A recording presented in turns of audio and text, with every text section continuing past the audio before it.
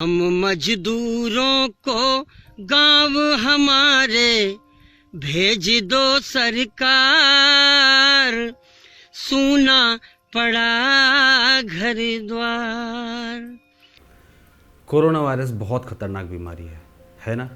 ऐसा शायद आपको लगता होगा, लेकिन क्या आपको पता है कि उससे भी ज़्यादा खतरनाक बीमारी हमारे देश में कई सालों से पल रही है।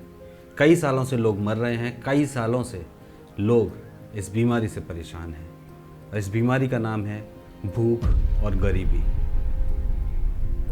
कोरोना होने के बाद भी आपके बचने की उम्मीद बहुत रहती है, लेकिन भूख और गरीबी एक ऐसी बीमारी है जिसमें बचने की उम्मीद ना के बराबर होती है। मुझे पूरी उम्मीद है कि आप सभी लोगों ने मज़दूरों की परेशानी की ये वीडियो ज़रूर देखी होंगी। आपने ज़रूर देखा होगा कि कई सारे किलोमीटर चलने के बाद भी लोग अपने घर तक नहीं पहुंच पा रहे हैं और बहुत ज़्यादा परेशान हैं।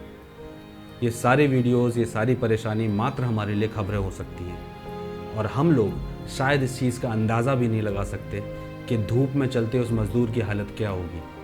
जहां हम एक तरफ बैठकर ये डिसाइड करते हैं कि आज कौन सी डिश बनाई जाए, एक तरफ वो मज़दूर धूप में तड़प कर मर रहा होता है। हम उनके दुख का अंदाज़ा भी नहीं लगा सकते। लेकिन सवाल ये है कि आखिर ये लोग हैं कौन? मैं आपको बताता हूँ। ये लोग वो हैं जिन्होंने आपके घर बनाए, ये लोग वो हैं जिन्होंने शहर की सड़कें बनाई, ये लोग वो हैं जिन्होंने शहर को शहर बनाया, ये लोग वो हैं जिन्होंने नेताओं को नेता बनाया, ये लोग वो हैं जिनके काम पर नेताओं ने, मंत्रियों ने सीना चौड़ा कर सारा क्रेडिट खुद लिया। ये वो हैं जिन्होंने पुल बनाए, ये वो हैं जिन्होंने इस देश को बनाया।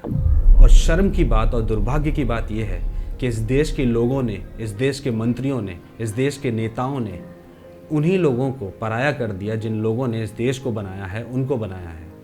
आप सोचिए कितनी शर्म की बात है। 1 महीने से ज़्यादा वक्त तक ये सारे लोग पूरे देश को चिल्ला चिल्ला कर, रो रो कर ये बताते रहे कि हमारे पास ना रहने की व्यवस्था है और ना खाने की। उसके बावजूद इनकी कोई मदद नहीं की गई। पूरे देश में ये इंसानों को ढूंढते रहे कि शायद कोई भी इंसान इन लोगों की मदद करे, इन लोगों की आवाज़ बुलंद करे और सरकार तक पहुंचाए। लेकिन मुझे ये लगता है कि ये लोग शायद गलत चीज़ ढूंढ रहे थे, क्योंकि इंसान तो इस देश में बचे ही नहीं है। इस देश में या तो बीजेपी सपोर्टर्स हैं, भक्त हैं, चमचे हैं। इस देश में केजरीवाल के सपोर्टर्स हैं। इस देश में हिंदू हैं, मुसलमान हैं, लेकिन इंसान शायद कोई नहीं है। इस दुनिया में, इस देश में इंसान कोई नहीं है। और इस वीडियो के एंड में मैं हाथ जोड़कर आप सभी से सिर्फ और सिर्फ ये रिक्वेस्ट करना चाहता हूँ कि इस देश में कुछ मुद्दे राहुल गांधी और नरेंद्र मोदी से बढ़कर होते हैं, कुछ मुद्दे इंसानियत के भी होते हैं। तो प्लीज़ उन मुद्दों को सरकार तक पहुँचाइए, प्लीज़ उन मुद्दों पर बोलना शुरू कीजिए, और प्लीज़ मैं आपसे हाथ जोड़कर विनती करता हूँ कि जनता होकर राजनीति करना बंद कर दीजिए। और इस वीडियो के एंड में मैं आपको कुछ ऐसा दिखाना चाहता हूँ, कुछ ऐसा सुनाना चाहता हूँ जिससे मैं पूरा विश्वास करता हूँ कि आपको इंसान बनने में बहुत मदद मिलेगी, क्योंकि ये वीडियो देखकर मुझे बहुत बहुत बहुत दुख हुआ। तो मैं आशा करता हूँ आप इंसान बनने की पूरी कोशिश करेंगे। जय हिंद, जय Bharat. This is Prashant signing off until we meet again. Thanks for watching. हम मजदूरों को गांव हमारे भेज दो सरकार, सूना पड़ा घर द्वार। रात भर दिल्ली की सड़कों पर यही नजारा रहता है।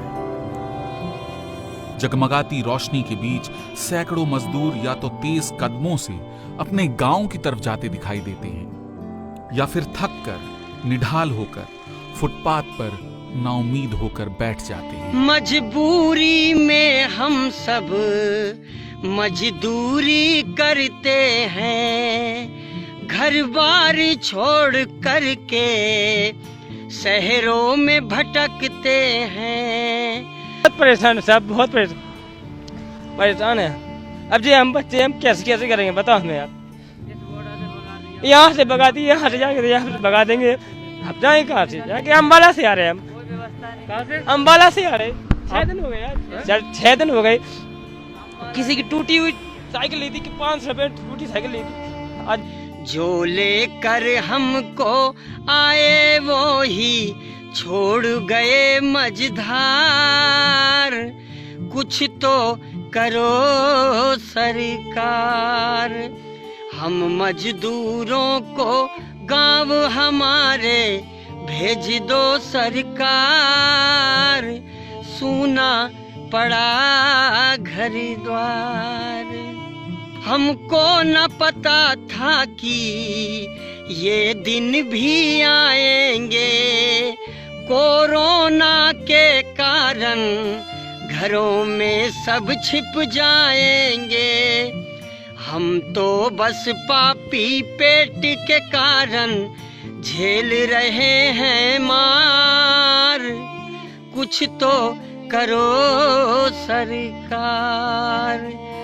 हो सूना पड़ा घर द्वार।